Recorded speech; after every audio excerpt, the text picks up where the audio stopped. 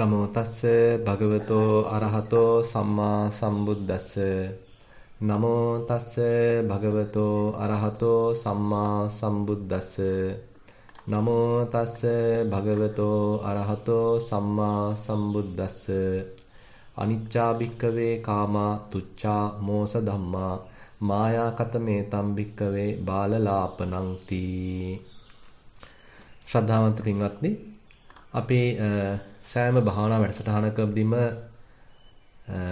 එක ආකාරයට අපේ මේ ධර්ම ගමනට එහෙම නැත්නම් මේ ප්‍රතිපත්ති මාර්ගයට අනුග්‍රහ කරන්න බලාපොරොත්තු වෙනවා. ඉතින් ඒකේ එක අනුග්‍රහයක් වශයෙන් බුදුරජාණන් වහන්සේ පෙන්නනවා මේ තමන් වහන්සේගේ දේශනා මාලාවන් එහෙමත් නැත්නම් ධර්ම දේශනාවන් ඉදිරිපත් කරගෙන ඒ ධර්ම දේශනාවන්ගෙන් අපේ ඉදිරි ජීවිතයට එහෙමත් නැත්නම් මේ ප්‍රතිපදාවට යම්කිසි රුකුලක් අස්වැසිල්ලක් මඟ පෙන්වීමක් ලබා ගැනීම ඉතාම ප්‍රයෝජනයි කියලා. ඒ නිසා අපි මේ භාවනා වැඩසටහනදීත් උත්සාහවන්ත වෙනවා යම්කිසි සූත්‍ර දේශනාවක් ඉස්සරහින් තියාගෙන ඒ සූත්‍ර දේශනාවෙන් යම් එළියක් ලැබමින් ඒකෙන් යම් ආදර්ශයක් ලැබමින් ඒ වගේම බුදුරජාන් වහන්සේ පෙන්නපු යම් ක්‍රමවේදයන් අනුගමනය කරමින් ඒවා උකහා ගනිමින් අපි යන ගමනට යම්කිසි ආලෝකයක් එහෙමත් නැත්නම් යම්කිසි මඟ පෙන්වීමක් ලබා ගන්න. ඉතින් එතකොට අපි තුල යම්කිසි බුදුරජාන් වහන්සේගේ ධර්මයේ සම්බන්ධයෙන් සුතමේ ඥානයක් තියෙනවා නම්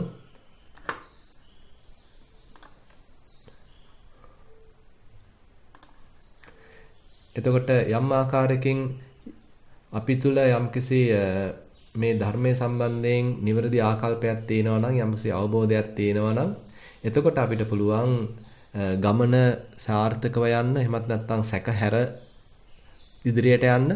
එහෙම නැත්නම් වෙන්නේ සමහර ලාවට අපේ ගමනක් යන්න ගිහිල්ලා එහෙම නැත්නම් අපේම දේවල් අපි හොයන්න ගිහිල්ලා සෑහෙන දුරට කාලය අපතේ යන්න පුළුවන්. වැරදි මාර්ගවල යන්නත් පුළුවන්. ඒ නිසා බුදුරජාන් වහන්සේ පෙන්වන මාර්ගයෙන් යම්කිසි අස්වැසිල්ලක් ලබා ගැනීම, මඟ පෙන්වීමක් ලබා ගැනීම සෑහෙන්න අපිට ප්‍රයෝජනවත් වෙනවා. ඊට පස්සේ බුදුරජාන් වහන්සේ පෙන්නනවා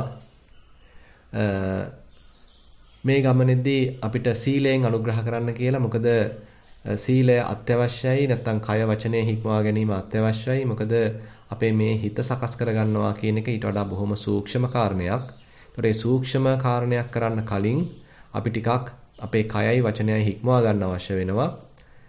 මෙල්ල කරගන්න අවශ්‍ය වෙනවා. ඒ බඳු මෙල්ල කරගත්ත කයකින් වචනයකින් යුක්ත තැනැත්තෙක් තමයි අර වගේ අතිශය සූක්ෂම හිතක් මෙල්ල කරගන්න, දමනය කරගන්න, අවශ්‍ය පමණට පෝෂණය කරගන්න සමර්ථ වෙන්නේ. ඉතින් එතකොට සීලෙන් හික්මෙන්න කියන එක, සීලෙන් අනුග්‍රහ කරන්න කියන එකත් බුදුරජාණන් වහන්සේ පෙන්වනවා. ඒ නිසා මේ පින්වතුන් අද උදෑසන සීලයක් සමාදන් වුණා. ඒක අවංකව රකින්න උත්සාහන්ත වෙනවා. ඉතින් ඒ තුලින් තමන්ට ලොකු අනුග්‍රහයක් ලැබෙනවා, මඟ පෙන්වීමක් ලැබෙනවා, අස්වැසිල්ලක් ලැබෙනවා. ඉදිරියට යන මාර්ගයට යම්කිසි පණපෙවීමක් සිද්ධ වෙනවා. මොකද අපි දැන් සත්පුරුෂ භූමියක ඉඳලා කටයුතු කරනවා නේද කියලා හිතනකොට, කලින්ට වඩා මම දැන් හික්මිලා ඉන්නවා නේද කියලා Tamanට දැනෙනකොට, හිතනකොට, කලින් නම් මම ඒ තරම්ම ශික්ෂාපද සම්බන්ධයෙන් තැකීමක් කළේ නැහැ. නමුත් දැන් මම ඊට වඩා ඒ ගැන සැලකිලිමත් වෙනවා කියලා අපි කල්පනා කරනකොට එක්තරා අන්දමකින් අපිට ලොකු අස්වැසිල්ලක් ලැබෙනවා. ඒ නිසා ඒ සීලමය අනුග්‍රහය විටින් විට කරන්න කියන එක බුදුරජාණන් වහන්සේ මතක් කරනවා. ඒ නිසා අපි සීල් අලුත් කරගන්නවා. තියෙන සීලය අදි සීලයක් බවට පත් කරගන්නවා. විටින් විට අපි ශක්තිපමණින් 8 සීල්, දස සීල් සමාදන් වෙන්න, ඉන් එහා ගිහිල්ලා සාමණේර දස සීල්, උපසම්පදා සීල් සමාදන් වෙන්න උත්සාහන්ත වෙනවා. මේ හැම එකකින්ම අපි තුල තව හික්මෙන්න ඒ උමනා කරන පරිසරය සකස් කරලා දෙනවා. ඊට පස්සේ මේ ගමන යනකොට අපිට ආපු යම් බාධාවන් සම්බන්ධයෙන් හිතේ පැන නැගුණු යම් කිසි විචිකිච්ඡාවන්, සැක සංකා සම්බන්ධයෙන් සාකච්ඡාවකින් විසඳ ගන්න උත්සාහන්ත වෙන්න කියලත් බුදුරජාණන් වහන්සේ මතක් කරනවා.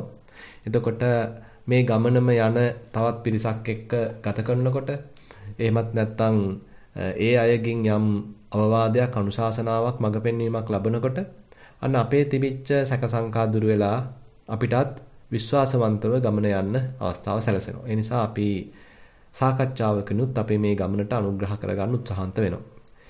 දැන් මේ සියල්ලම ලබද්දිත් අපේ හිත එහෙ මෙහෙ යන ගතියක්, අතීතය අනාගතය ඔස්සේ යන ගතියක්, විපිලිසර වෙන ගතියක්, වික්ෂිප්ත වෙන ගතියක්, විසිරෙන ගතියක් තියෙන්න පුළුවන්. එහෙමනම් අපිට අවශ්‍ය වෙනවා මේ හිතේ ඒකාග්‍රතාවයක් ඇති කරගන්න. ඉතින් බුදුරජාණන් වහන්සේ පෙන්වන මාර්ගය හුදෙක් පොත්පත් බලලා ධර්මදේශනාවලට සමන් දීලා පමණක් මේක කරන්න අමාරුයි. අපේ හිතේ සෑහෙන එකලසක්, ඒකාග්‍රතාවයක් මේ කටයුත්තේදී අත්‍යවශ්‍ය වෙනවා. ඉතින් එතකොට මානසික ඒකාග්‍රතාවය ඇති කර ගැනීම පිණිස අපි යම් සමත භාවනාවන් උපක්‍රමශීලීව ඒ අවස්ථානුකූලව වැඩිම අවශ්‍ය වෙනවා.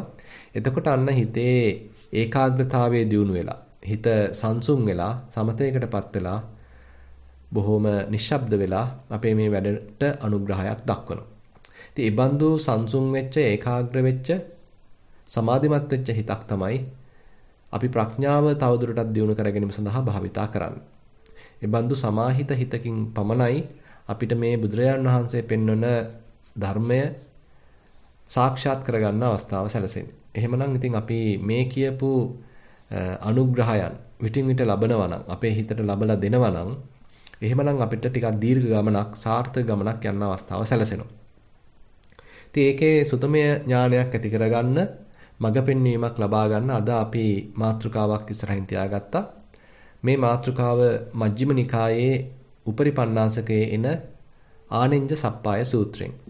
ඒතර ආනෙන්ජ සප්පාය සූත්‍රය බුදුරජාන් වහන්සේ දේශනා කරන්නේ කුරු රට කම්මාස ධම්ම කියන නුවර ආශ්‍රය කරගෙන වැඩ වාසය කරනකොට. මේ පින්තුන් අහලා ඇති සතිපට්ඨාන සූත්‍ර දේශනාවත් බුදුරජාණන් වහන්සේ කරන්නේ මේ කුරු රට කම්මාස ධම්ම කියන නුවර ආශ්‍රය කරමින් වැඩ වාසය කරන කාලයේදීමයි.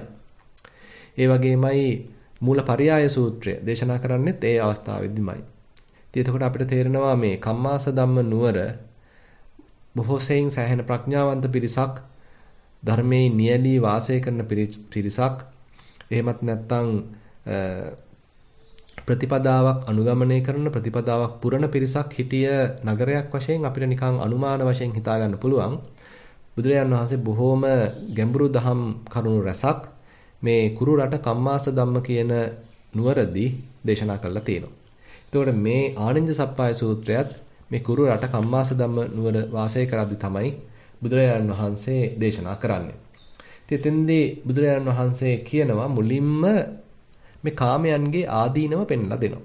දැන් මේ භික්ෂුන් වහන්සේලාට තමයි ඒ කුරු රට වාසය කරද්දී කම්මාස ධම්ම නුවර වාසය කරද්දී මේ දේශනාව කරන්නේ. ඒතර භික්ෂුන් වහන්සේලාට මුලින්ම මතක් කරලා දෙනවා මේ කාමයන්ගේ ආදීනව. දැන් අපි කාමයන් කියලා කිව්වහම පංචකාමයන් කියලා අපිට මේ ඇහෙන් බලන රූප, කනෙන් ඇහෙන ශබ්ද, නාසයට දැනෙන ගඳ සුවඳ, දිවට දැනෙන රස, කයට දැනෙන ස්පර්ශයන්, මෙන්න මේ පංචකාමයන් වශයෙන් සරල වශයෙන් හිතා ගන්න පුළුවන්.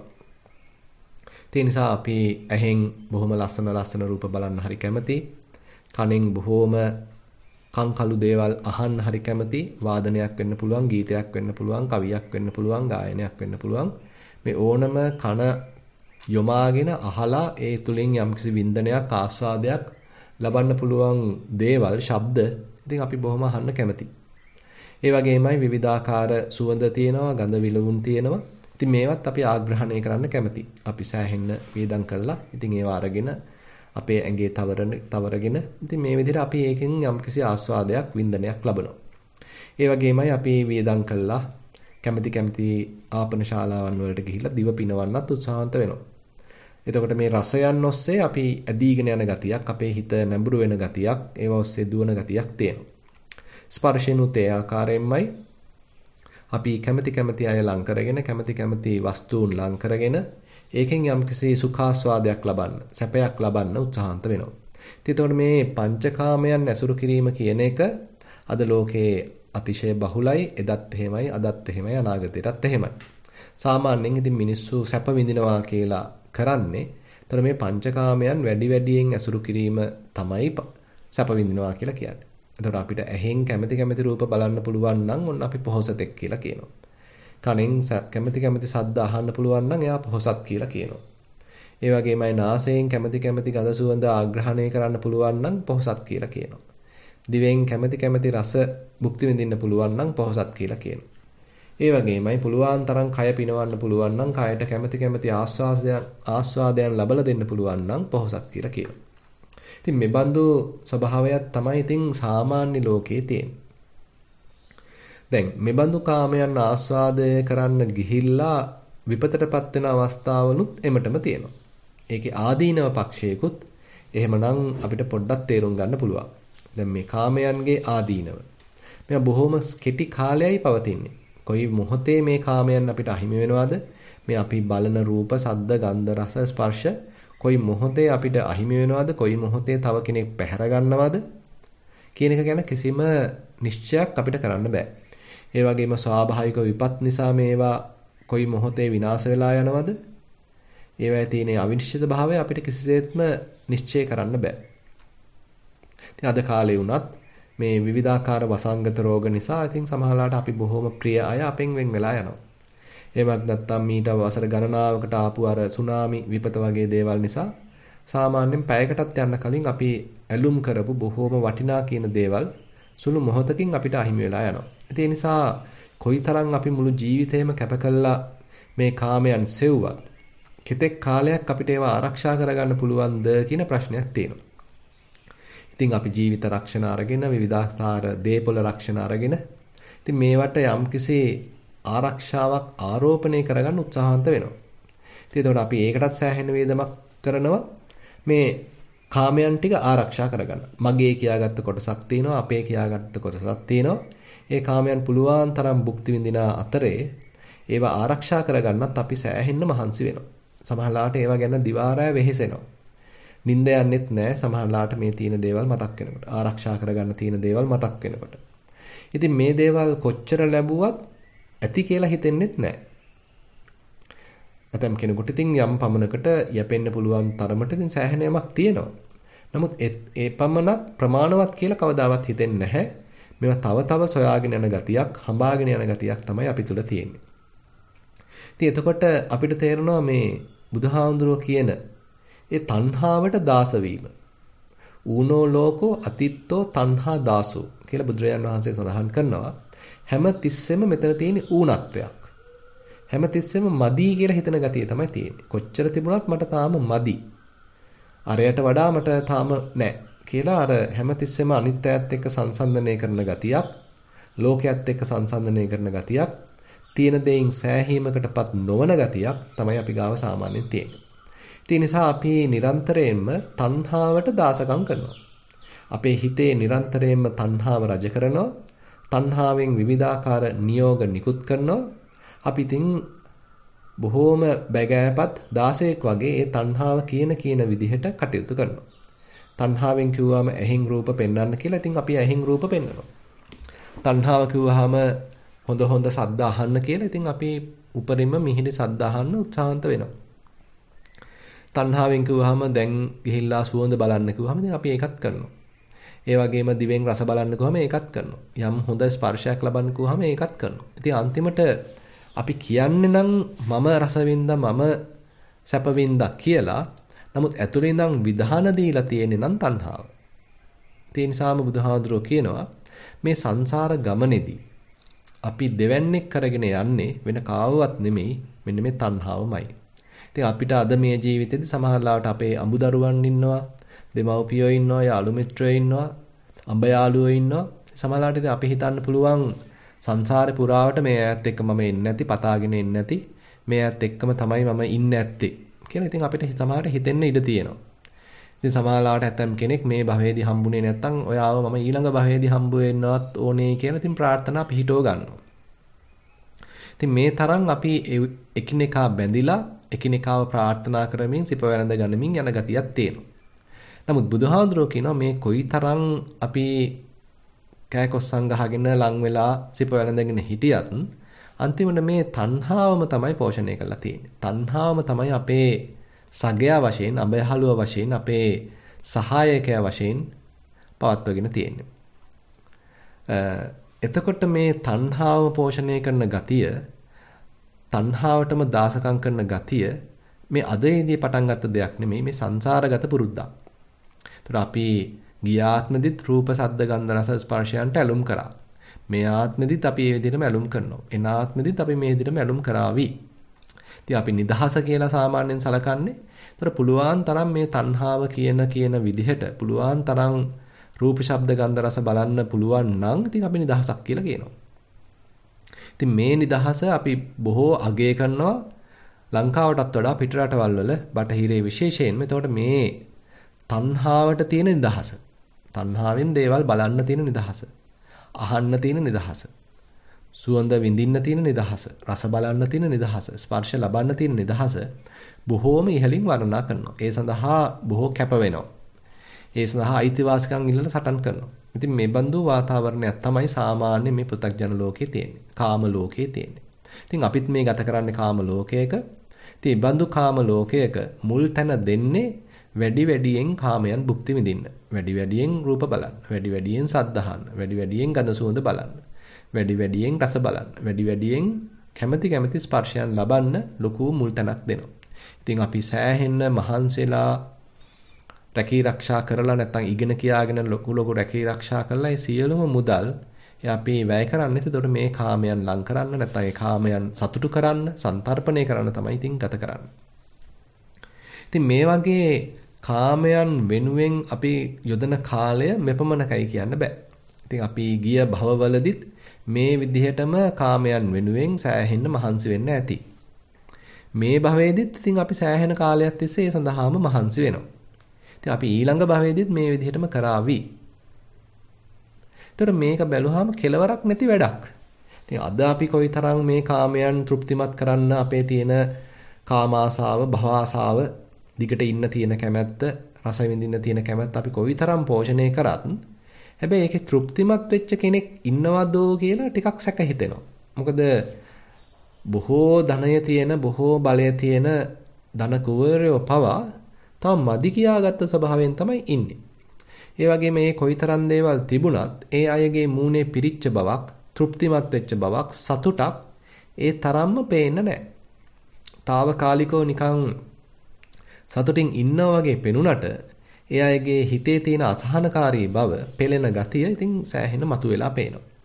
ඒ නිසා මේ කාමයන් පෝෂණය කිරීම කරන්න යාම තුලින්, කාමයන් සන්තරපණය කරන්න යාම තුලින් මේ මිනිස්සයාට යම්කිසි සෙතක් ශාන්තියක් වෙලා තියෙනවද? එහෙමත් නැත්නම් කබලෙන් ලිපට වැටලා තියෙනවද? තව අසහනකාරී තත්වයකට වැටලා තියෙනවද කියලා එවනම් පොඩ්ඩක් අපිට මධ්‍යස්තව හිතලා බලන්න අවස්ථාවක් තියෙනවා. ඒ නිසා මේ කාමයන්ගේ ආදීනව තේරුම් යෑම එක එක පුජ්‍යලයාගෙන් පුජ්‍යලයාට වෙනස් වෙනවා.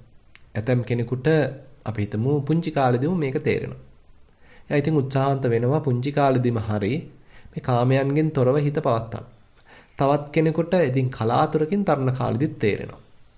ඉතින් සාමාන්‍යයෙන් නම් තරුණ කාලෙදි තමයි ඔය ආසාවන් බොහෝම ප්‍රබලව උත්සන්නව එන්නේ. ඒ නිසා බොහෝම උද්‍යෝගයෙන් කාමයන් තමන් සතු කරගන්න, මගේ කියා ගන්න, අනිත් අයව පරයා, අනිත් අයව මැඩපවත්වගෙන තමන්ට අයිති කරගන්න ලොකු උත්සාහයක් දරනවා.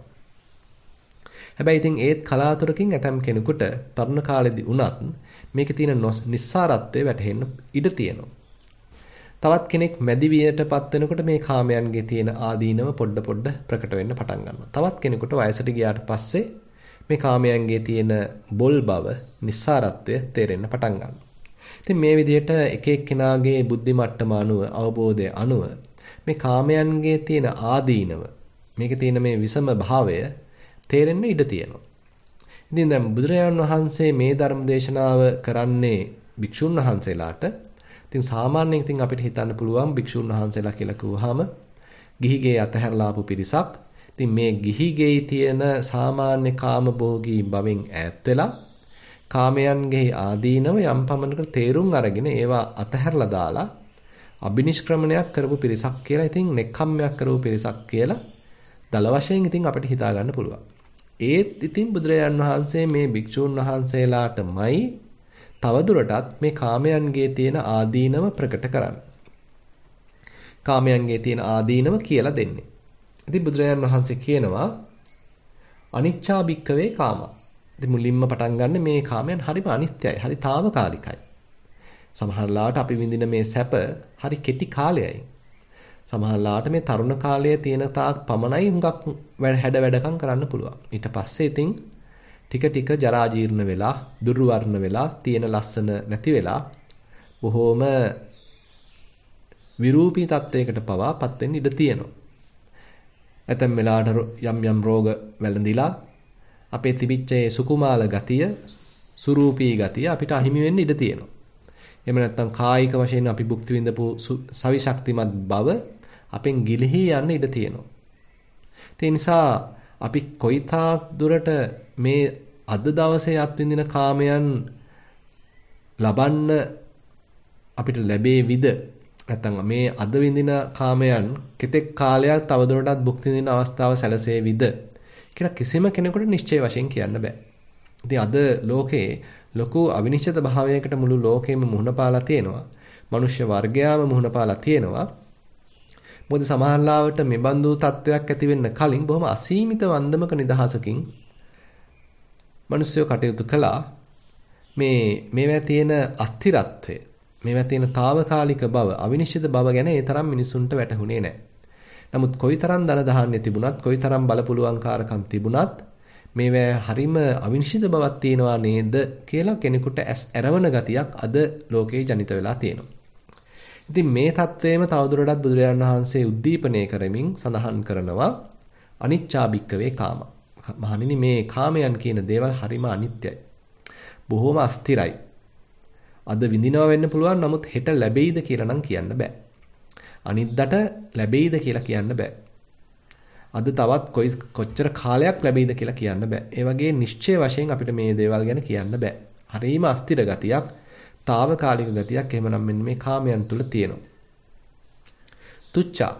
මෙතන හරිම හිස් බවක් තියෙනවා. මෙතන හරිම බොල් බවක් තියෙනවා. අපි හිතාගෙන ඉන්නවා මෙතන හරිම සාරවත්, මේක නැත්තම් මට ජීවත් වෙන්න බෑ. එයා නැත්තම් මට මේ ලෝකේ වැඩක් නැහැ කියලා. ඉතින් අපි කවි කියනවා, ගායනා කරනවා, සින්දු ලියනවා, නිසඳස් ලියනවා. හැබැයි ටිකක් නුවණින් කල්පනා කරලා බලනකොට මේක ඇති දෙයක්වත් නැහැ නේද කියලා ටිකක් නුවණ දියුණු වෙච්ච අවස්ථාවක වැටහෙන්න ඉඩ තියෙනවා. එතකොට ඉතින් අන්න බුදු බණ මතක් වෙනවා. එතකොට තමයි තේරෙන්නේ මේක මම ඒ කාලේ මේ තරම්ම මම හඬා වැළපීගෙන සුසුම් හෙලමින් එයා වෙනුවෙන්ම මම කාලය ගත කළා. එයා ගැනම මම හිතුවා. ඉතින් අද නම් ආපස්සට හැරිලා බැලුවහම මම කොයි තරම්නම් කඳුළු හෙළුවද මේ තේරුමක් නැති දෙයකට. නැත්තම් තේරුමක් නැති කෙනෙක් වෙනුවෙන් කියලා. ඉතින් සමහරවිට අපිට ඒ අපි කරපු මෝඩකම් ගැන සමහරවිට පසු කාලීනව පසුතැවෙන්න පවා ඉඩ තියෙනවා.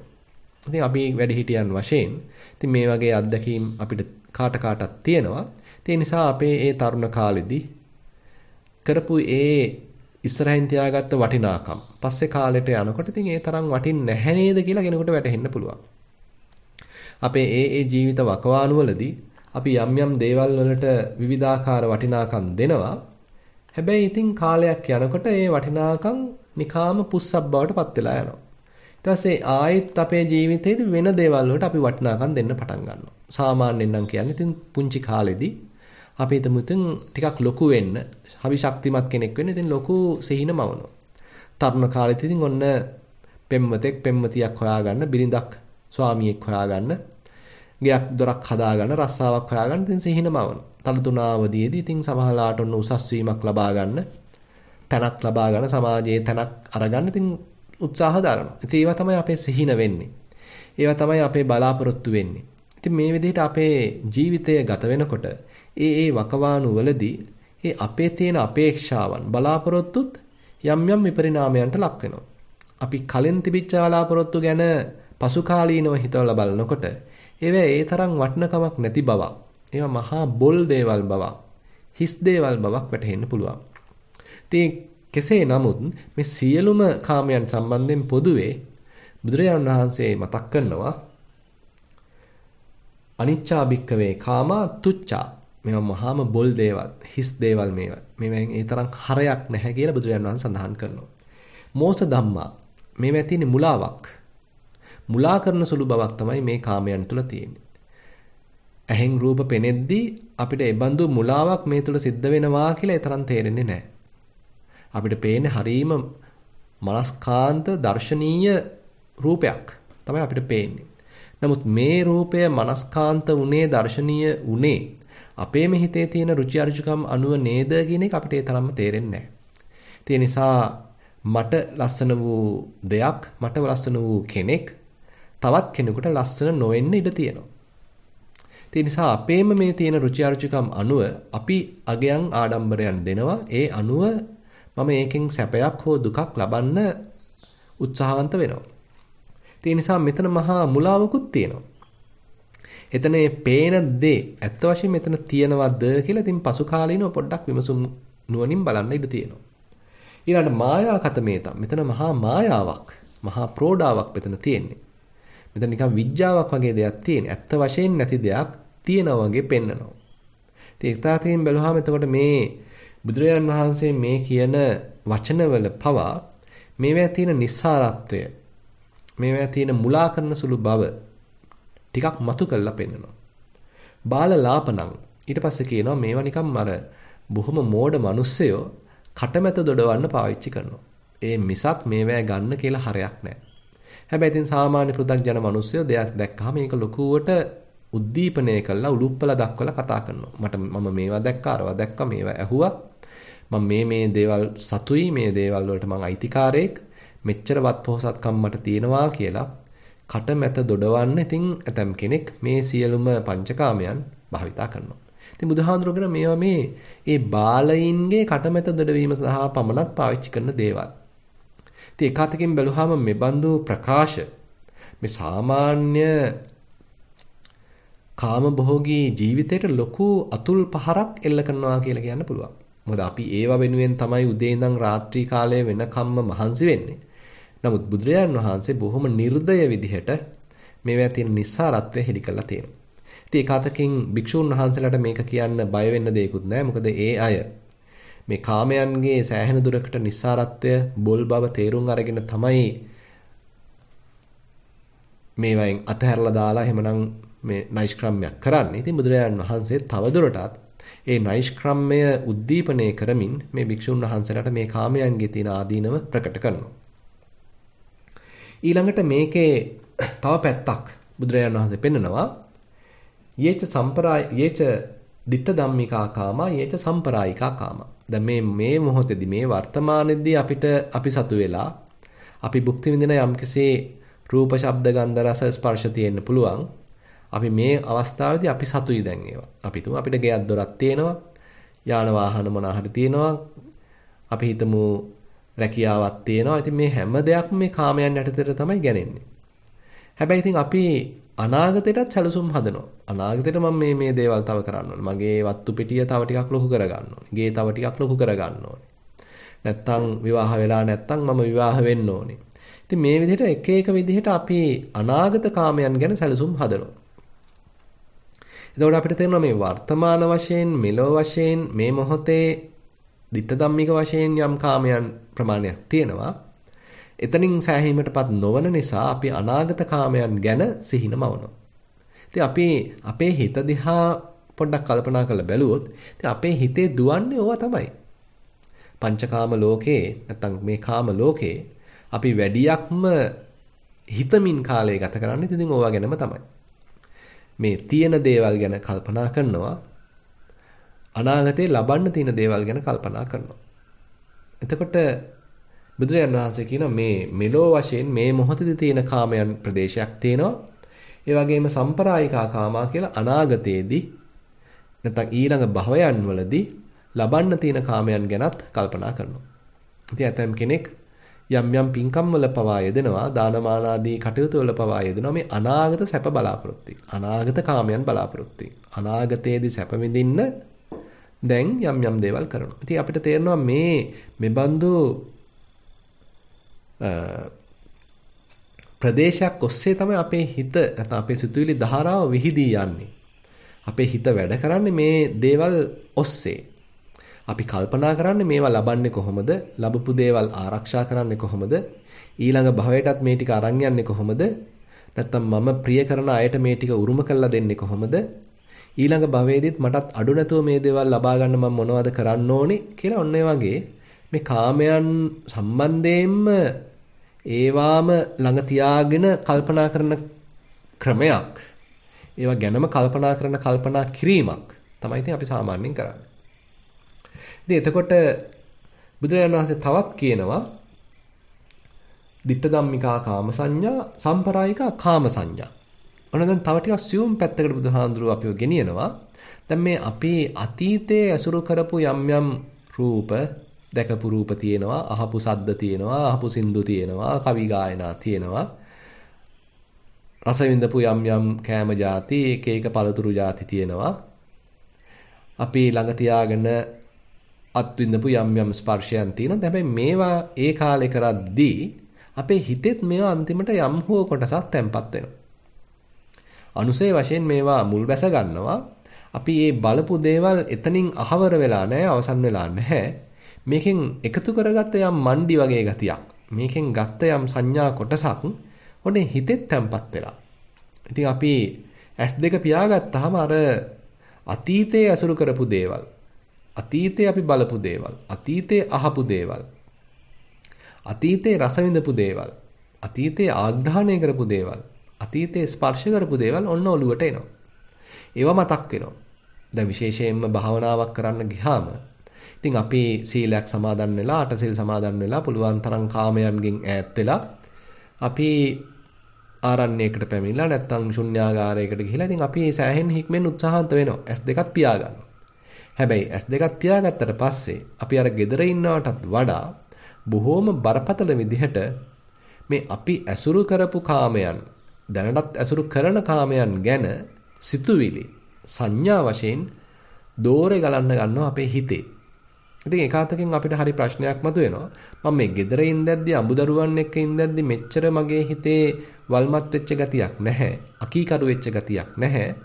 ඇයි මම මේ ටික අයින් කළා දාලා తాවකාලිකව මේවෙන් ඈත් වෙලා මේ බණක් භාවනාවක් කරන්න ආවම ඇයි මේ ටික මට මතක් වෙන්නේ කියලා නම් අපේ හිතේ යම්කිසි මැසිවිල්ලක් මතුවෙන්නත් පුළුවන්. මොකද ඒ තරමට මේවා අපේ හිතේ මුල් බැසගෙන අපිට අර ඒවා ළඟ තියෙනකොට ඒවා ගැන ඒ තරම් හිතෙන්නේ නැහැ. මොකද ඒවා ළඟ පහළ තියෙනවා. නමුත් අපි ඒවෙන් ඈත් වෙලා දුරු රටකට ගිහාම, ඒවෙන් ඈත් වෙලා ටිකක් වෙන ගමකට ගිහාම, ඒවෙන් ඈත් වෙලා ටිකක් වෙනත් වැඩක් කරන්න ගත්තාම තමයි අර පැත්තකින් තියලා ආපු ටික ආයිත් ඔන්න මතු පිටට එන්නේ. ඒ නිසා අපිට තේරෙනවා මේක මේ හිතන තරම්ම සරලත් නැහැ. දැන් අපි මේ මොහොතේදී අත්දකින යම් රූප සද්ද ගන්ධ රස තියෙනවා බබ ඇත්ත. හැබැයි අතීතයේ අත්දකපු දේවල් වලින් අරගෙන ආපු යම්කිසි අනුසය කොටසකුත්, අතීතයෙන් අරගෙන ආපු යම්කිසි මණ්ඩි කොටසකුත් ඔන්න අපේ හිතේ තැම්පත් වෙලා තියෙනවා. බැරි වෙලාවත් අපි බණක් භාවනාවක් වඩ아가ගෙන යනකොට හොඳට හිත එකඟ වේගෙන එනකොට, හිත ත්‍යස්සියුම් වේගෙන එනකොට, උදාහරණයක් වශයෙන් ආස්වාස ප්‍රස්වාසයේ නොදැනී යනකොට අන්න අර ඔක්කොම ටික දෝරේ ගලන්න පටන් ගන්නවා. අපේ හිත තව වල්මත් වෙන්න පටන් ගන්නවා. ඉතින් එතකොට හරිම අපහසුතාවයකට යෝගාවචරයපත් වෙනවා. මොකද කලින් නම් එයාට ටිකක් ශවි ශක්තිය තිබුණා. දැන් මේ වෙලාවේදී හිත බොහොම ඒකාග්‍ර වෙලා හරීම හීන් නූලෙන් යන ගමනක් මෙතන තියෙන්නේ. ඒ අවස්ථාවේදීත් මෙන්න ඔක්කොම අර පරණ දේවල් මතක් වෙන්න ගන්නවා. අරයා ගැන මතක් වෙන්න ගන්නවා, මෙයා ගැන මතක් වෙන්න ගන්නවා, කරපු දේවල් ගැන මතක් වෙන්න ගන්නවා. ඒ ඔක්කොම සංඥා ටික අපේ හිතේ ඔඩු දුවන්න පටන් ගන්නවා. ඉතින් ඒකාතකින් හරීම ඛේදජනක තත්ත්වයක් යෝගාවචරයේ පැත්තෙන් බැලුවාම, මොකද එයා ආවේ මේ හිත පිරිසුදු කරගන්න කියලා. දැන් බැලුවාම වැඩේ ටිකක් අනිත් පැත්තට වෙලා තියෙනවා. නමුත් ඉතින් කෙනෙක් අතහැරලා දාන්න නැතුව මේක තමයි ස්වභාවය කියලා තේරුම් අරගත්තා නම් අර ගොරෝසු පංචකාමයන් වෙනුවට දැන් මේ ඇවිල්ලා තියෙන කාම සංඥාවක් කියලා හොඳට අපි තේරුම් ගත්තා නම් එතකොට අර ගොරෝසු කාමයන් අමු අමුවේ ඇසුරු කරනවා වෙනුවට දැන් මේ හිතේ ආපු කාම සංඥාවක් මෙතන තියෙන්නේ කියලා පොඩ්ඩි සැනසෙල්ලක් අපිට ඇති කරගන්න පුළුවන්. ඉතින් ඒ කාම සංඥාවන් ශක්තිපමණින් දුරු කරගෙන තමයි ඉදිරියට ටික ටික යන්න තියෙන්නේ. ඉතින් ඒ ක්‍රමවේදයන් ගැන තමයි මේ බුදුරජාණන් වහන්සේ මේ ආඤ්ඤ සප්පාය සූත්‍රයේ පුරාවට විවිධ ක්‍රමවේදයන් ඉදිරිපත් කරන්නේ. ඉතින් මේ විදිහට දැන් බුදුරජාණන් වහන්සේ පෙන්ලා දෙනවා දැන් අතීතය සම්බන්ධෙනුත් මේ විදිහට කාම සංඥාවන් තියෙනවා. අනාගතේ කරන්න ඉන්න දේවල්, ලබා ගන්න තියෙන දේවල් සම්බන්ධයෙන්ුත් අපේ හිතේ යම් පමණක කාම සංඥාවක් තියෙනවා. එයත් එක්ක ගත කරන්නේ කොහොමද? අරයත් එක්ක ගත කරන්නේ කොහොමද? මේ සම්පත් මම ලං කරගන්නේ කොහොමද? මේ භවභෝග සම්පත් මම ඇති කරගන්නේ කොහොමද කියලා ඒවා ගැන සිහින මවමින් ඒවා ගැන සංඥා සෑහෙන්න අපේ හිතේ රජ කරන ගතියකුත් තියෙනවා. ඉතින් බැලුවම අපේ හිත සෑහෙන්න වල්මත් වෙච්ච ගතියක්, සංඥා බහුල වෙච්ච ගතියක්, සංඥාවල පැටලෙන ගතියක් තමයි තියෙන්නේ. ඉතින් බුදුරජාණන් වහන්සේ මේකේ තියෙන මේ භයංකර බව, එහෙමත් නැත්නම් මේකේ තියෙන මේ පැටලිලි සහගත බව මේ භික්ෂුන් වහන්සේලාට පෙන්නලා දෙනවා. මේ අතීතය සම්බන්ධ කාම සංඥාවක් තියෙනවා, අනාගතය සම්බන්ධ කාම සංඥාවක් තියෙනවා. හැබැයි මේ සියල්ලම මාර දෙහියන්, මාරයට තමයි අයිති. අපි හිතාගෙන හිටියට මේවා මට අයිති, මගේ තමයි කියාගෙන හිටියට මේ සියල්ලම ඇවිල්ලා මාරයාගේ ලෝකය. මාරස්සේස විෂයෝ, මේක තමයි මාරයාගේ විෂය.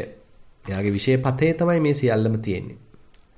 මාරස්සේස නිවාපෝ, මේක තමයි මාරයාගේ ඇම. මාරස්සේස ගෝචරෝ, මෙතන තමයි මාරයා අපිව මේ සංසාර දැලට කොටු කරගන්න මාන බලාගෙන ඉන්න තැන. එහෙමනම් අපිට තේරෙනවා මෙතන ටිකක් අපි සැලකලිමත් විය යුතුයි. අපිට මේ පේන්න තියෙන දේවල්, ඇහෙන දේවල්, ගඳ සුවඳ වශයෙන් දැනෙන දේවල්, දිවට දැනෙන රස, අපේ කයට දැනෙන ස්පර්ශ, අපි කොයිතරම් ආදරයෙන් ලං කරගන්න හැදුවත් ඒවා මායයට අයිති බව තවත් පැත්තකින් බුදුරජාණන් වහන්සේ ඉඳගෙන කියනවා. අපි මේවා අයිති, දැන් මට අයිති කියාගෙන ඉන්නවා. හැබැයි මේ සියල්ල අයිති මායයටයි කියලා බුදුරජාණන් වහන්සේ කියනවා. මේක තමයි මායයාගේ ගොදුර. මේක තමයි ගොදුරු බිම. මේක තමයි මායයා අපිව අල්ලගන්න තැන කියලා බුදුරජාණන් වහන්සේ කියනවා. ඉතින් ඒ නිසා මේවා නිසා බොහෝම හිතේ අකුසල් පහළ වෙනවා. අනිත් අයත් එක්ක හිත අමනාපකම් ඇති වෙනවා. අනිත් අයගේ දේවල් ගැන පවා අපේ හිතේ ලෝභ පහළ වෙනවා. අවිද්‍යාවක් පහළ වෙනවා. උමනාවක් ඇති වෙනවා. විෂම ලෝභයක් පහළ වෙනවා. සමහරවිට මේ අනිත් අය ගැන වෛර බඳින්න පටන් ගන්නවා. එකට එක කරන්න පටන් ගන්නවා. ඒ නිසා බුදුරජාණන් වහන්සේ කියනවා එත්තේතේ පාපකා අකුසලා මානසා අවිජ්ජාපි ව්‍යාදාපි ව්‍යාපාදාපි සාරම්භාපි සංවත්තಂತಿ. ඒ කියන්නේ මේ කාමයන් ගැනම හිතන්න ගිහිල්ලා, මේවම හොයන්න ගිහිල්ලා, අතීතයේ අසුරු කරපු දේවල් ඔළුවේ දාගන්න ගිහිල්ලා, අනාගතයේ කරන දේවලුත් හිතන්න ගිහිල්ලා, මේ අනිත්‍යයත් ඕදේම කරන නිසා ඔවුනොවුන් අතර සෑහෙන ආරවුල් ඇති කරගෙන, ඒ අතරත් අඩදබර ඇති කරගෙන එකට එක කරන ගතියක්, සාරම්භයක් පවා ඇති වෙනවා. ඉතින් අපිට තේරෙනවා අද ලෝකෙ දිහා ගත්තාම මුළු ලෝකෙම තියෙන ඔච්චරයි. පවුලක් දිහා ගත්තත් පවුලක තියෙන ඔය අඩදබරම තමයි. ගමක් ගත්තත්, නගරයක් ගත්තත්, ජාතීන් අතර ගත්තත්, රටවල් අතර ගත්තත් තියෙන්නේ මෙන්න මේ කාමයන් අතර තියෙන අරගලයක් කියලා කියන්න පුළුවන්. ඉතින් මේ විදිහට බුදුරජාණන් වහන්සේ යම් පමණක මේවැ ආදීනව පක්ෂය තේරුම් කළා දීලා ඊට පස්සේ මේවෙන් හිත මුදවා ගන්න විවිධාකාර ක්‍රම රැසක් මෙන්න මේ ආනන්ද සප්පාය සූත්‍රයේදී ඉදිරිපත් කරනවා. ඒතර ආනන්ද සප්පාය සූත්‍රයේ ප්‍රධාන වශයෙන් බුදුරජාණන් වහන්සේ මේ සූත්‍රය තුල මාතෘකා පහක් කතා කරලා තියෙනවා. එකක් තමයි ආනන්ද සප්පාය පටිපදාව. ආනන්ද සප්පාය ප්‍රතිපදාව කියලා ප්‍රතිපදාවක් බුදුරජාණන් වහන්සේ කියලා දෙනවා. ඒක තමයි පළවෙනි අංකය වෙන්නේ. ඊට පස්සේ ආකින්චඤ්ඤායතන සප්පාය පටිපදා කියලා තවත් ප්‍රතිපදාවක් කියලා දෙනවා. ඊළඟට නේව සංඥා නාසඤ්ඤායතන සප්පාය පටිපදා කියලා තවත් ප්‍රතිපදාවක් කියලා දෙනවා. ඊළඟට නිස්සාය ඕගස්ස නිත්තරණා කියලා තවත් ප්‍රතිපදාවක් කියලා දෙනවා. අරියෝ විමුක්ඛෝ කියලා තවත් මාතෘකාවක් මේ සූත්‍රයේම කියලා දෙනවා.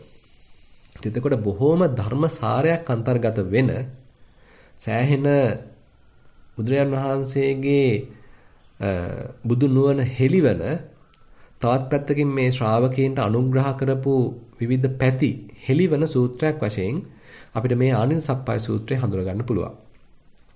ඉතින් අද අපිට දැන් පුළුවන් ඕනම් පළවෙනි කොටසට පැමිණෙන්න මුලින්ම ඉදිරිපත් කරන්නේ ආනන්ද සප්පාය ප්‍රතිපදාව. ඒතර ආනින්ජ කියලා කිව්වහම එතන තියෙනවා නොසෙල් වෙන කියන අදහස. ඒතර මෙන්න මේ නොසෙල් වෙන මනසක් ඇති කර ගැනීමේ ප්‍රතිපදාව කියලා ඉතින් අපිට සරලව හිතා ගන්න පුළුවන්. අර්ථ දක්වන්න පුළුවන්. ඒතකොට එහෙමනම් මේ නොසෙල් වෙන ප්‍රතිපදාව, නොසෙල් වෙන මනසක් හදා ගන්නා වූ ප්‍රතිපදාවක් මේ සූත්‍රේ පුරාවට විවිධ ක්‍රම වලින් බුදුහාමුදුරුවෝ අපිට කියලා දෙනවා. එතකොට අර විදිහට මේ කාමයන් ගැන තේරුම් ගත්ත ආර්ය ශ්‍රාවකෙක්, මායයන් ගැන මේ කාමයන් ගැන ඒවැය තියෙන ආදීනව තේරුම් ගත්ත බුදුන් සරණ ගිය, ත්‍රිවිධ රත්නයේ සරණ ගිය, කල්යාණ මිත්‍ර ඇසුරක් ලබන ශ්‍රාවකෙක් එයා තේරුම් ගන්නවා මේ සියල්ලම මායාගේ උගුල්, මේවා තමයි මායාගේ වාසස්ථානය. මම කොහොමද මේ මායාගේ ලෝකයෙන් ගැලවෙන්නේ? මේක තමයි මාර භූමිය. මම දැනට මේ ඉන්නේ මායාට අහු වෙලා. මට පුළුවන් ද මේ හිරගෙදරින් පැන යන්න? මේ මායාගේ හිරගෙදරින් පැන යන්න මට පුළුවන්ද? කියලා අන්න ඉබඳු ක්‍රමයක් දැන් එයා උත්සාහන්ත වෙනවා. ඉබඳු ක්‍රමයක් අනුගමනය කරන්න එයා උත්සාහන්ත වෙනවා.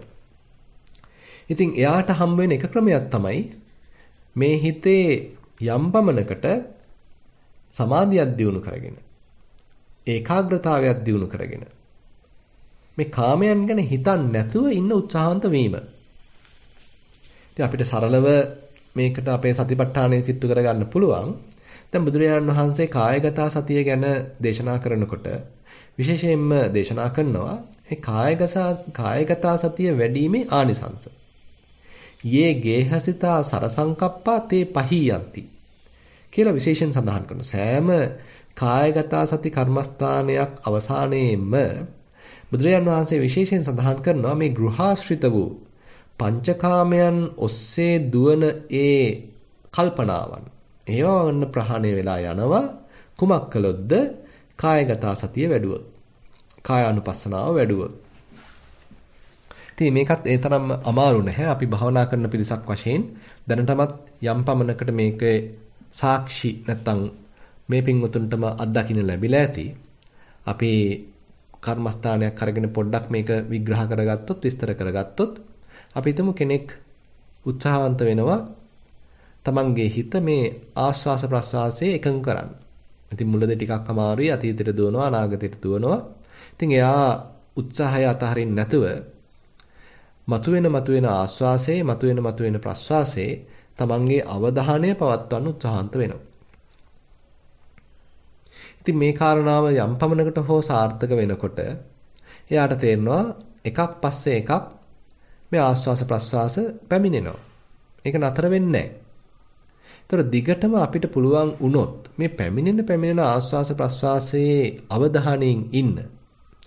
දැන් අර අතීතයේ අසුරු කරපු කාමයන් ගැන හිතන ගතිය, මේ වර්තමානයේ අසුරු කරන්න පුළුවන් කාමයන් ගැන හිතන ගතිය, අනාගතයේ අසුරු කරන්න ඉන්න කාමයන් ගැන හිතන ගතිය ටිකක් දැන් හිතින් අයින් වෙලා ඒ වෙනුවට මේ මොහොතේ සිද්ධ වෙන මේ අතිශය සරල උපේක්ෂා සහගත අරමුණක තියෙන ක්‍රියාකාරීත්වයට අපේ අවධානය යනවා. ඉතින් එහෙමනම් කාමයන්ගෙන් හිත මුදවා ගන්න තියෙන එක සරල උපක්‍රමයක් වශයෙන් මේ මොහොතේ කායිකවම සිද්ධ වෙන උපේක්ෂා සහගත ක්‍රියාවලියකට අවධානය යොමු කිරීම අපිට ඉදිරිපත් කරන්න පුළුවන්. ඉතින් මේක තවදුරටත් ඉස්සරහට අරගෙන යනකොට එයාට යම් ශක්තියක් ලැබෙනවා මේ හිතට එන හැම දෙයකටම වග කියන්න යන්නේ නැතුව, හිතට එන හැම දෙයකටම වහල් වෙන්න යන්නේ නැතුව, හිතේ ඒ තණ්හාවෙන් කරන යෝජනාවන්ට අනුගත වෙන්න යන්නේ නැතිව ඒවා අතහැරලා දාලා, මේවා හුදෙක් සිතුවිලි පමණයි කියලා අතහැරලා දාලා අර ඉස්සරහින් තියාගත්ත කර්මස්ථානයටම මූලිකත්වයේ දීලා කටයුතු කරන්න හැකියාවක්, ශක්තියක් අන්න යෝගාවචරය තුළ ක්‍රමානුකූලව ඇති වෙනවා. ඉතින් එතකොට එයාට ලොකු අස්වැසිල්ලක් ලැබෙනවා. මෙතෙක් කාලයක් මම පුදුමාකාර විදිහට මේ කාම සිතුවිලි නිසා බැට කෑවා. අතීතයෙන් කරපු කියපු දේවල් නිසා මේ හිත ඔද්දල් වෙලා තිබුණා. එහෙමත් නැත්නම් ඒවායෙන් උකහාගත්ත කාම සංඥාවන් නිරන්තරයෙන්ම මේ හිතේ මතුවුණා. අනාගතේ කරන්න ඇසුරු කරන්න තියෙන කාමයන් ගැනත් මේ හිත නිරන්තරයෙන්ම බොහෝම පීඩාවටපත් වුණා. නමුත් දැන් මේ ඉස්සරහින් තියාගත්ත කර්මස්ථානයට පින් සිද්ධ වෙන්න ඒවෙන් ලොකු ඈත්වීමක්, ඒවෙන් සෑහෙන නිදහසක් දැන් මේ යෝගාවචරයට ලැබුණා කියලා එයාට ලොකු අස්වැසිල්ලක් තියෙනවා. ඉතින් හුඟක් විතර්ක බහුල, හුඟක් සංඥා බහුල චරිතයකට මේ සරල ආනාපාන සතිය වගේ කර්මස්ථානයක හොඳට හිත එකඟ වෙලා තියෙනකොට ඒ සුවය, කාමයන්ගෙන් තොරව ලබන්නා වූ සුවය ලොකු අස්වැසිල්ලක් වෙනවා. ඉතින් කෙනෙක් මේක තව තව ප්‍රගුණ කරන්න ඒ කාමයන්ගෙන් තොරවම මේ හිත පැවැත්වීමේ හැකියාවක් ටික කාලයකට එයාට ලැබෙන්න පුළුවන්. මේ කාමයන් අයින් වීම නිසා අපි මුලින් හිතනවා මගේ හිත දුකටපත් වේවි, මට ඒව නැතුව ඉන්න බෑ, අරව නැතුව ඉන්න බෑ, යා නැතුව ඉන්න බෑ කියලා. ඉතින් අපේ හිතේ මේ විවිධාකාර මැසිවිලි තියෙනවා. නමුත් භාවනාවක යෙදෙනකොට සමහර ලාවට යාට පුළුවන් වෙනවා ඒ ඔක්කොම මදකට පැත්තකින් තියලා අත්හැරලා දාලා මේ බොහොම නිරාමිස ප්‍රීතියක් භුක්ති විඳින්මින් බොහොම සතුටින් සාමකාමීව පවතින හිතක ස්වභාවය අත්දැක ගන්න යාට අවස්ථාවක් ලැබෙනවා. ඉතින් ඕකෙත් තව ටිකක් ගැඹුරට ගියොත් සමහරලාට ආනාපාන සතිය වඩනකොට හොඳට හිත තව තැම්පත් වෙලා ප්‍රභාස්වර වෙලා මේ ආස්වාස ප්‍රස්වාසයේ හිත එකඟ වීම නිසාම ආනාපාන සති නිමිත්තක් එහෙම පහළ වෙලා ඒකේ හිත බැසගත්තොත්, ඒ බඳු නිමිත්තක හිත හොඳට බැසගත්තොත් මේ කතා කරන්නේ කාමයන්ගේ නිමිත්තක් නෙමෙයි, කාම සංඥාවක් නෙමෙයි. මේ කතා කරන්නේ මේ ඒකාග්‍රතාවය නිසා, සමාධිමත් බව නිසා පහළ වෙච්ච බොහොම නිරාමිස වූ නිමිත්තක්. ඒ බඳු නිමිත්තක හිත එකඟ කළොත්, ඒ බඳු උපේක්ෂා සහගත නිමිත්තක හිත එකඟ කළොත් අන්න අර්පණා සමාධියක්, ධ්‍යාන සමාධියක් පවා ලැබලා එයාට తాවකාලිකව අර සියලුම කාමයන්ගෙන් තොරව අතිශය ප්‍රණීත නිරාමිස ප්‍රීතියක් භුක්ති විඳීමේ අවස්ථාව සැලසෙනවා. ඒ නිසා බුදුරජාන් වහන්සේ පළවෙනි ධ්‍යානයේ විස්තර කරද්දී මුලින්ම සඳහන් කරන්නේ විවිච්ඡේව කාමේහි. මේ කාමයන්ගෙන් වෙන්ව විවිච්ඡ අකුසලේහි ධම්මේ, සියලු අකුසල ධර්මයන්ගෙන් ව්‍යාපාද තීන මිද්ද උද්ධච්ච කුච්ච විපිචිච්ඡා කියන මේ සියලුම නීවරණයන්ගෙන් බැහැර වෙලා ලබන ප්‍රීතියක්. ඉතින් ඒතකොට යෝගාවචරයේකට තේරෙනවා මෙන්න බඳු හැකියාවකුත් තියෙනවා. බුදුරජාන් වහන්සේ මේ වගේ සමාධි ස්වභාවයක් තියෙනවා කියලා දේශනා කරලා තියෙනවා. ඉතින් මමත් උත්සාහවන්ත වුණොත් මටත් මේ බඳු නිරාමිස ප්‍රීතියක් ලබන්න අවස්ථාවක් තියෙනවා. ඉතින් මේ බඳු නිරාමිස ප්‍රීතියක් ලබන්න බිය විය යුතු නැහැ කියලා බුදුරජාන් වහන්සේ කියනවා. මොකද මේ බඳු නිරාමිස ප්‍රීතියක් ලැබීම තුළ අපේ කාමාශ්‍රවය වැඩෙන්නේ නැහැ. නමුත් අපි අර ලස්සන රූප බලනකොට, බොහෝම කැමැති සද්ද අහනකොට, කැමැති ගඳ සුවඳ බලනකොට, කැමැති රස විඳිනකොට, කැමැති ස්පර්ශයන් ලබනකොට අපි තුල ඒවායෙන් ගත්ත රූප සංඥා තැම්පත් වෙනවා, අනුසය වශයෙන් කිඳා බහිනවා, මණ්ඩි වශයෙන් තැම්පත් වෙනවා. ඒ වගේමයි අපේ කාමාශ්‍රවය වැඩෙනවා. තව සංසාරේ ගමන් කරන්න ඌමනා කරන ඉන්ධන ඔන්න අපිට අපේ හිතට එකතු වෙනවා. දිගට ඉතින් සංසාරේ යන්න ඌමනා කරන ඉන්ධන ටිකකින් අපිට ලැබෙනවා.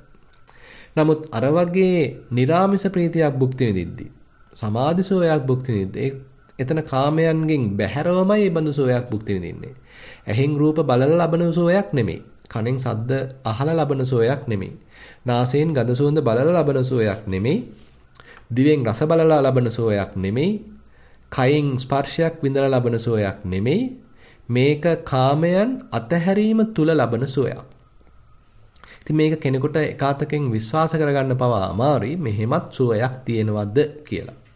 ඉතින් බුදුරජාණන් වහන්සේ කියනවා මෙහෙමදු නිරාමිස ප්‍රීතියක්, නිරාමිස සෝයක් තියෙනවා.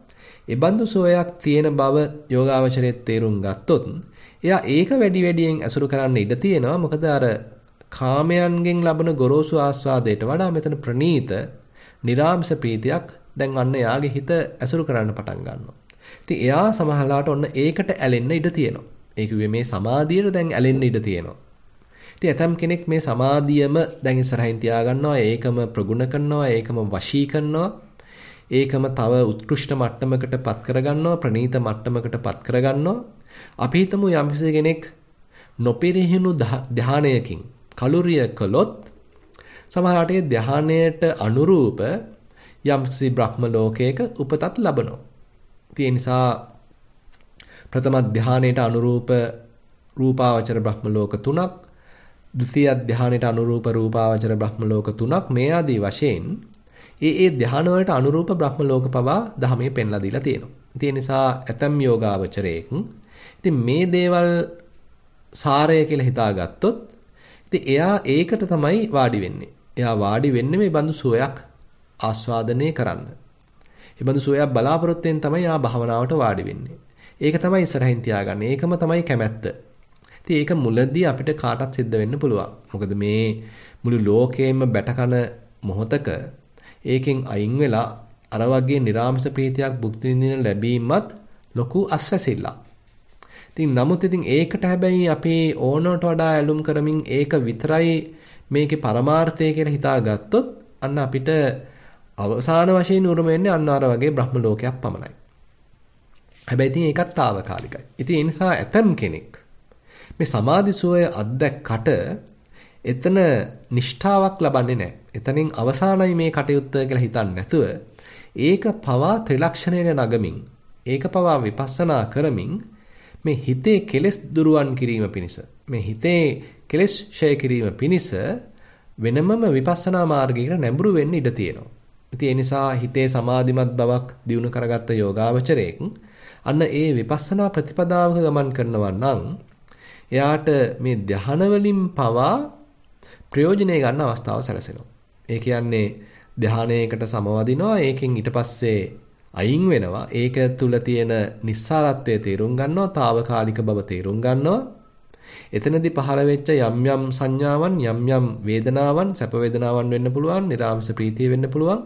ඒවායේ පවා තියෙන తాවකාලික ගතිය, ඒවායේ පවා තියෙන ඇතිව නැතිවන ගතිය, ඒවායේ පවා තියෙන තමන්ගේ පාලනයෙන් තොර ගතිය අවබෝධ කරගෙන ඒ ධානයක හිත රඳවන්නේ නැතුව, ඒ බඳු දෙයකට හිත නතු කරන්නේ නැතුව, ඒ බඳු දෙයක් උපාදාන කරන්න යන්නේ නැතිව, කිසිවක් උපාදාන නොකරන තත්වයකට හිත ගන්න ඇතම් කෙනෙක් උත්සාහන්ත වෙන්න පුළුවන්. ඒ නිසා දැන් මේ ධාන සෝයක් මූලික කරගෙන අර කාම සංඥාවන්ගෙන් හිත නිදහස් කරගන්න උත්සාහවන්ත වෙන යෝගාවචරයෙක්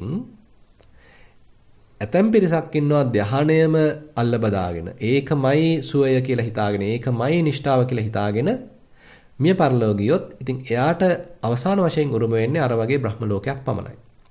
හැබැයි බුදුන් සරණ ගිය ධර්මයට ඇහුම්කන් දීපු සත්පුරුෂාශ්‍රයක් ලැබපු තවත් යෝගාවචරයෙක් එයා පටන් ගත්තේ අර කාමයන්ගෙන් හිත නිදහස් කර ගැනීම සඳහා පිහිට කරගත්තේ ධානයක් වෙන්න පුළුවන්. යම්කිසි සමාධියක් වෙන්න පුළුවන්. හැබැයි ඒකෙන් තියෙන తాවකාලික සමාධියක් මේකෙන් తాවකාලික සහනයක් පමණයි මේකේ තියෙන්නේ කියලා එයා තේරුම් අරගෙන නුවණින් තේරුම් අරගෙන එයා තවදුරටත් මේ සමාධියම පාදක කරගෙන ප්‍රඥාවක් දියුණු කරගන්න උත්සාහන්ත වුණොත් විපස්සනාවක් වඩන්න උත්සාහන්ත වුණොත් අන්න මේ කාමයන්ගෙන් පරිපූර්ණ වශයෙන් නිදහසක් සදාකාලික නිදහසක් ලබන්නත් ඇතම් කෙනෙකුට ඉඩ තියෙනවා. ඉඩ ප්‍රස්තාව තියෙනවා. ඒ නිසා මේ ආනන්ද සප්පාය ප්‍රතිපදාවේ බුදුරජාන් වහන්සේ අවස්ථා තුනක් පෙන්වනවා. වෙනත් වචන වලින් කියනවා නම් අනු ප්‍රතිපදා තුනක් පෙන්වනවා. පළවෙනි ප්‍රතිපදාව තමයි ඔය මන් දැන් විස්තර කරපු කාමයන් ප්‍රතිෂ්ඨාපනය කිරීම පිණිස කාමයන් తాවකාලිකව මැඩ පැවැත්වීම පිණිස අර සමාධියක් උපයෝගී කර ගැනීම. සමාධියකට සමාධියක් පාදක කරගෙන සමාධියක් මූලික කරගෙන හිතට රාග සංඥාවක් නැත්නම් කාම සංඥාවක් එන්න නොදී ආරක්ෂා කරගන්නවා. ඒකේ බුද්ධිමත්ම මට්ටම තමයි ඒකෙන් ආරක්ෂා කරගෙන ඒකෙනුත් හිත අයින් කරගෙන ඒ අවස්ථාවේදී හිතේ පැන නගින විවිධාකාර වේදනාවන් විවිධාකාර සංඥාවන් විපස්සනාවකට බඳුන් කරමින් එතනින් යම් විදසුන් නුවණක් ඇති කර ගනිමින් එතනින් යම් විදසුන් ප්‍රඥාවක් දියුණු කරගනිමින් අන්න ඇතම් කෙනෙක් විදර්ශනාවක් වඩන්න උත්සාහන්ත වෙනවා. ඒතකොට හිතේම මතුවෙන විවිධාකාර කාම සංඥාවන් වශයෙන් තේරුම් ගනිමින්, රාග සිතුවිලි වශයෙන් තේරුම් ගනිමින්, ද්වේෂ සිතුවිලි වශයෙන් තේරුම් ගනිමින් මේ විදිහට අර ක්‍රමානුකූල හිත වඩන ප්‍රතිපදාවකට ඇතම් කෙනෙක් නැඹුරු වෙනවා. අන්න එයාට ඒ සදාකාලික සෝයක්, නිවන් සෝයක් සාක්ෂාත් කරගන්න අවස්ථාව සැලසෙනවා. ඉතින් එතකොට මේ පළවෙනි ප්‍රතිපදාවේදී බුදුරජාණන් වහන්සේ පෙන්වන්නේ අන්න ඒ වගේ මේ සමාධිය කෙනෙකුට පාවිච්චි කරන්න පුළුවන් අර කාමයන්ගෙන් හිත මුදවා ගැනීමේ తాවකාලික ක්‍රමයක් වශයෙන්.